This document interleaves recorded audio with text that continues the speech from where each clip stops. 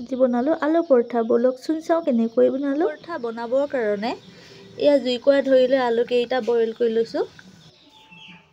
এয়া ইয়াতে লৈছোঁ আটা আৰু পিঁয়াজ, জলকীয়া, ধনিয়া, জিৰা গুড়ি আৰু অকণমান আদা। ইয়াতে দিছোঁ অকণমান নিমখ। ইয়াতে দিছোঁ অকণমান ৰিফাইন তেল। এতিয়া অকণমান কমকৈ পানী দি এইখিনি মঠি ল'ম।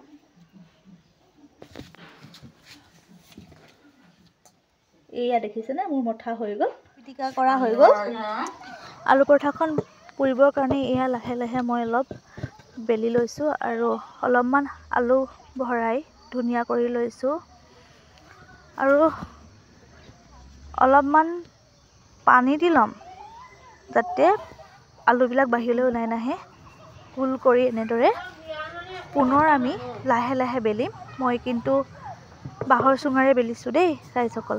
মই বাঁহৰ চুঙাৰে এনেদৰে বেলি ভাল পাওঁ। লাহে লাহে বেলিছোঁ পৰঠাখনৰ যাতে ভিতৰত দিয়া আলুবিলাক বাহিৰলৈ ওলাই নাহে। এয়া বেলি হৈ গ'ল।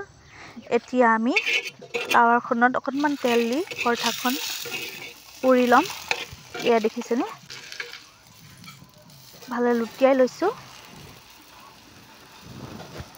এনেদৰে লুটিয়াই পৰঠাখন আমি পুৰি লৈছোঁ। এতিয়া পৰঠাৰ ৰেডি হৈ পৰিছে। এয়া দেখিছেনে।